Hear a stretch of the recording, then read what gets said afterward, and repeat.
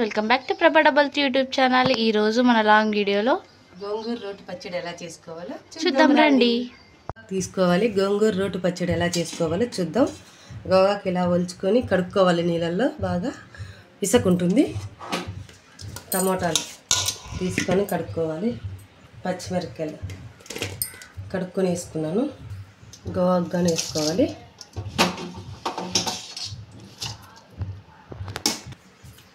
ఇప్పుడు వాటర్ వేసుకోవాలి. ఫ్రెండ్స్, మనం ఉడికించుకోవాలి. గిన్నె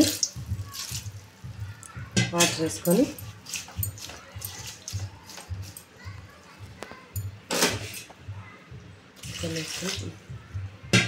ఇప్పుడు గ్యాస్ వెలిగించుకొని పెట్టుకోవాలి.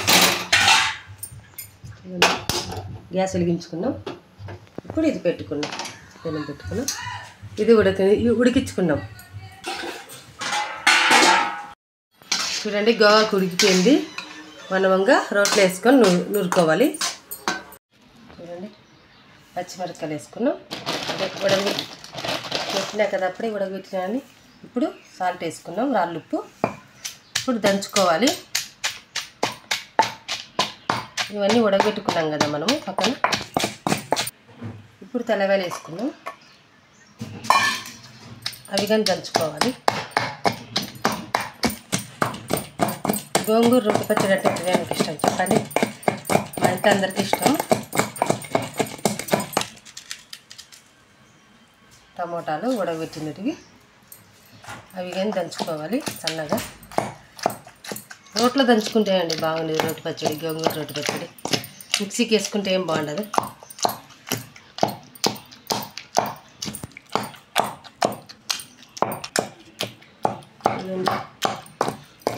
దీంట్లోకి ముద్ద చేసుకుంటే, కాలి ముద్ద చేసుకుంటే చాలా బాగుంటుంది. మా కళ్ళు అయితే గోంగూర రోటి పచ్చడి తర్వాత వేయరు, మీ కళ్ళు వేస్తారేమో. మేము ఇలా రోట్లో దంచుకొని పక్కన పెట్టేసుకుంటాము, శనగతనాలు వేయకోకుండా. అదే గోంగూర రోటి పచ్చడి అంటారు. చాలా బాగుంటుంది. తర్వాత వేయకూడదండి, ఇలా రోట్లో దంచుకున్నాకైతే తర్వాత వేయకుండా ఉండాలి. ఇప్పుడు గోంగూర వేసుకున్నాము. వేసుకొని ఉడకబెట్టిన గోంగూర మరి పచ్చి తీసేరు. ఫస్ట్లో చెప్పినా కదా, గోంగూరను పచ్చిమిరపకాయలు టమాటాలు అన్నీ వాటర్ వేసుకొని ఉడకబెట్టుకోవాలని. అవి ఇవి ఉడకబెట్టుకొని పక్కన పెట్టుకోవాలి. ఇలా బాగా ఉడుకోవాలి.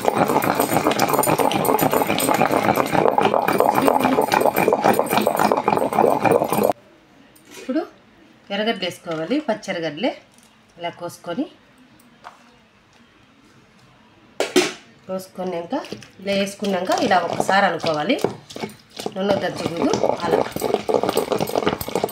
ఒకసారి అనుకొని మనం ఎత్తేసుకున్నాం గిన్నెలోకి.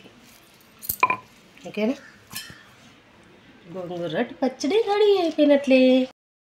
మన గోంగూర రోటి పచ్చడి అయితే రెడీ అయిపోయింది. మీరు ఇలా ట్రై చేసి పిల్లలకి పెట్టండి, ముద్ద చేసి చాలా ఇష్టంగా తింటారు. ఓకేనా, thank you for watching. Please like and subscribe. Bye friends.